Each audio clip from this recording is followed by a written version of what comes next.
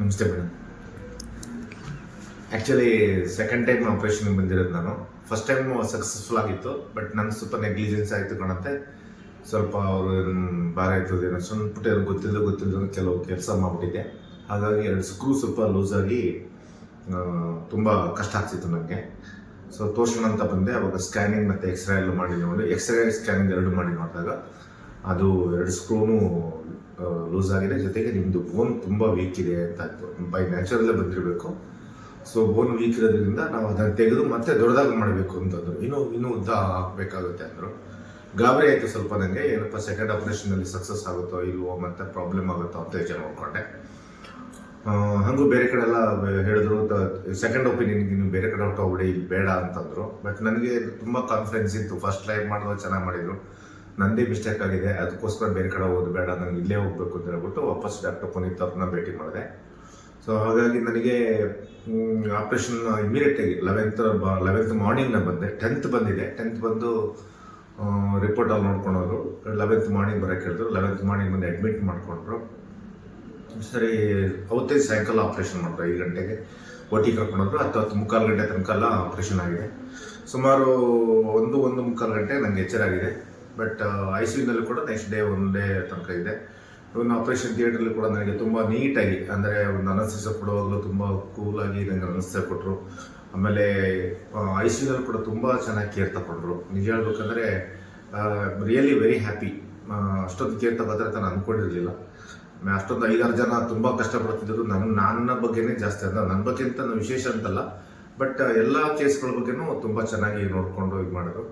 ನಾನು ವಾರ್ಡಿಗೆ ಬಂದಾದ್ಮೇಲೆ ಕೂಡ ನನಗೆ ತುಂಬ ಚೆನ್ನಾಗಿ ಮಾಡಿದ್ರು. ಸ್ವಲ್ಪ ಹೇಳ್ಬಾರ್ದು ಅಂತ ಹೇಳಿದ್ರು, ಮೂಮೆಂಟ್ ಮಾಡಬಾರ್ದು ಅಂತಂದ್ರು. ಸೊ ಅವ್ರು ಹೇಳ್ದಂಗೆ ನಾನು ಕೇಳಿದೆ.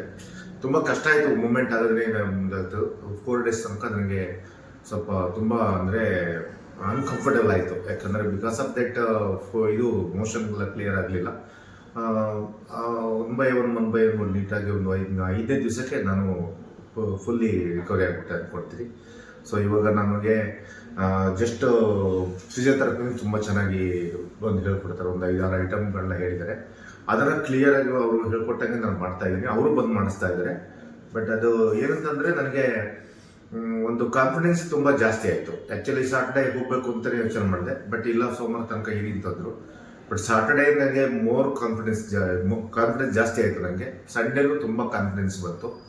ಸೊ ಇವತ್ತೂ ತುಂಬ ಫುಲ್ ಕಾನ್ಫಿಡೆನ್ಸ್. ಈಗ ಏನಾದ್ರು ಬೇರೆ ಪ್ರಾಬ್ಲಮ್ ಅಂತ ಇವರಿಂದೆಲ್ಲ ಹೋಗಬೇಕಾಗಿತ್ತು, ಅವಾಗ ಹೋಗಬೇಕಾಗಿತ್ತು. ಅದಕ್ಕೂ ಟ್ಯಾಬ್ಲೆಟ್ಸ್ ಎಲ್ಲ ಕೊಟ್ಟು ನನಗೆ ಡಾಕ್ಟರ್ನ ಕರೆಸಿ ಚೆನ್ನಾಗಿ ಟ್ರೀಟ್ಮೆಂಟ್ ಕೊಡಿಸಿದ್ದಾರೆ. ಅದರಲ್ಲೂ ಕೂಡ ನನಗೆ ಫುಲ್ ಕಂಟ್ರೋಲ್ ಆಗಿದೆ. ನಿದ್ರೆ ಚೆನ್ನಾಗಿ ಮಾಡ್ತೀನಿ. ಈಗ ಯಾವುದೇ ಸಪೋರ್ಟ್ ಇಲ್ಲದೇ, ವಾಕರ್ ಇಲ್ಲದೇ ಕೂಡ ನಾನು ಬಾತ್ರೂಮ್ಗೆ ಹೋಗಬಲ್ಲೆ. ಇಲ್ಲೇ ರೂಮಲ್ಲಿ ವಾಕ್ ಕೂಡ ಮಾಡ್ತಾ ಇದ್ದೀನಿ. ಸೊ ಹೇಳ್ಬೇಕಾದ್ರೆ ಕೂಡ ನಾನು ನಿಜ ಇಲ್ಲಿ ಮಲ್ಕೊಳ್ಳೋದು, ಹೇಳೋದು, ಯಾವುದೇ ಒಂದು ನೋವಿಲ್ಲದೇ ವಿತಿನ್ ಒಂದು 2 ಸೆಕೆಂಡ್ಸಲ್ಲೇ ನಾನು ಹೇಳಲಿಕ್ಕೆ ಆಗುತ್ತೆ ನನ್ನ ಕೈಯಿಂದ. Really happy. ನೋವು ತುಂಬ ಕಡಿಮೆ ಆಗಿದೆ. ಬೆನ್ನು ಉದ್ದ, ಎಂಟೈರ್ ಬೆನ್ನು ನನಗೆ ಹಿಂಬದಿ ಟೋಟಲ್ ಬೆನ್ನೇ ಆಪ್ರೇಷನ್ ಮಾಡಿದಾಗಿದೆ. ಸೊ ಒಂದು ಲೈನ್ ಪೂರ್ತಿ ನನಗೆ ಸ್ಕ್ರೂಗಳು ಹಾಕಿದ್ದಾರೆ. ನನಗೆ ಅದು ಹಾಕಿದೆ ಅಂತ ಅನಿಸ್ತಾ ಇಲ್ಲ. ನನಗೆ ಆಪ್ರೇಷನ್ ಆಗಿದೆ ಅಂತ ಅನಿಸ್ತಾ ಇಲ್ಲ. ಇವಾಗ ಪ್ರೆಸೆಂಟ್ ಅನಿಸ್ತಾ ಇಲ್ಲ. ಇನ್ನೂ ನನ್ನ ಕೈಯಿದೆ, ನೋಡ್ಕೋತೀನಿ ಚೆನ್ನಾಗಿ. ತುಂಬ ಒಳ್ಳೆಯ ಹಾಸ್ಪಿಟ್ಲು. ತುಂಬ ಜನ ಬಂದು ನೋಡ್ಕೊಂಡು ಹೋಗ್ತಾ ಇದ್ದಾರೆ. ಎಲ್ರಿಗೂ ನೆನ್ನೆ ಕೂಡ ನಮ್ಮ LIC ಅವರು ಆಫೀಸರ್ಸ್ ಬಂದಿದ್ದರು. ಅವರು ಕೂಡ ನೋಡಿಕೊಂಡು ತುಂಬ ಚೆನ್ನಾಗಿದೆ ಹಾಸ್ಪಿಟ್ಲು, ನಿಮ್ಗೆ ಗೊತ್ತೇ ಇರಲಿಲ್ಲಲ್ಲ ಅಂತಂತಿದ್ರು. ಸೊ ಸ್ನೇಹಿತರೆಲ್ಲ ಬರ್ತಾ ಇದ್ದಾರೆ. ಮೇಂಟೆನೆನ್ಸು ತುಂಬ ಚೆನ್ನಾಗಿದೆ. ಹಾಸ್ಪಿಟಲ್ ಮೇಂಟೆನೆನ್ಸ್ ಇರ್ಬೋದು, ವಾರ್ಡ್ ಮೇಂಟೆನೆನ್ಸ್ ಇರ್ಬೋದು, ಮತ್ತು ಜೊತೆಗೆ ನಮ್ಮನ್ನ ನೋಡ್ಕೊಳ್ಳೋಂಥ ನೀತಿ ಪ್ರತಿಯೊಂದು ಕೂಡ ಬಹಳ ಚೆನ್ನಾಗಿದೆ. ಹಾಸ್ಪಿಟ್ಲ್ ಹಿಂಗೆ ಇರಲಿ, ನಮ್ಮಂಥವ್ರು ಬರೋದು ಕಡಿಮೆ ಆಗಿಲ್ಲ ಅಷ್ಟೇ. ಅಂದರೆ ಆಪ್ರೇಷನ್ಗೋಸ್ಕರ ಬರೋದು ಬೇಡ, ಬೇಕಾದ್ರೆ ರೆಫರೆನ್ಸ್ ಮಾಡಬೇಕು ಅಂತ ಇದ್ದೀನಿ. ನಾನು ಇನ್ನೊಂದ್ಸರಿ ನನಗೆ ಲೈಫಲ್ಲಿ ಆಪ್ರೇಷನ್ ಬೇಡ ಅಂತ ತೀರ್ಮಾನ ತಗೊಂಡಿದ್ದೀನಿ. ಯಾಕಂದರೆ ನನಗೆ ಅಷ್ಟು ಚೆನ್ನಾಗಿ ಮಾಡಿದ್ದಾರೆ ಅವರು. ಅದು ಹೇಳ್ಕೊಟ್ಟಾಗ ನಾನು ಮೇಂಟೈನ್ ಮಾಡ್ತೀನಿ.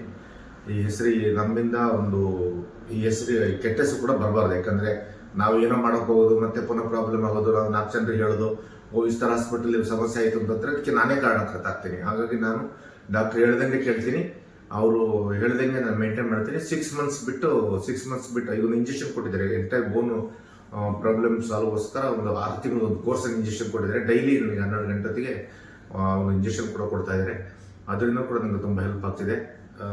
I am really happy about ಅದೇ ಹಾಸ್ಪಿಟಲು ಡಾಕ್ಟರ್ ಪುನೀತ್ ಅವರು ಇರ್ಬೋದು, ತುಂಬ ಚೆನ್ನಾಗಿ ಆಪರೇಷನ್ ಮಾಡಿದಂಥ ಪುನೀತ್ ಅವರು ಇರ್ಬೋದು, ಡಾಕ್ಟರ್ ಮಧುಸೂದನ್ ಇರ್ಬೋದು, ಯೂರಾಲಜಿಸ್ಟ್ ಇರ್ಬೋದು, ಡ್ಯೂಟಿ ಡಾಕ್ಟರ್ಸ್ಗಳು ಇರ್ಬೋದು, ಡ್ಯೂಟಿ ನರ್ಸ್ಗಳು ಇರ್ಬೋದು, ಮೇಂಟೆನೆನ್ಸ್ ಡಿಪಾರ್ಟ್ಮೆಂಟ್ ಹೆಡ್ ಇರ್ಬೋದು, ಹೌಸ್ ಕೀಪಿಂಗ್ ಇರ್ಬೋದು, ಪ್ರತಿಯೊಬ್ಬರು ಕೂಡ ತುಂಬ ಚೆನ್ನಾಗಿ ಮಾತಾಡ್ತಾರೆ, ಚೆನ್ನಾಗಿ ಮೇಂಟೈನ್ ಮಾಡ್ತಾರೆ ಮೇಡಮ್.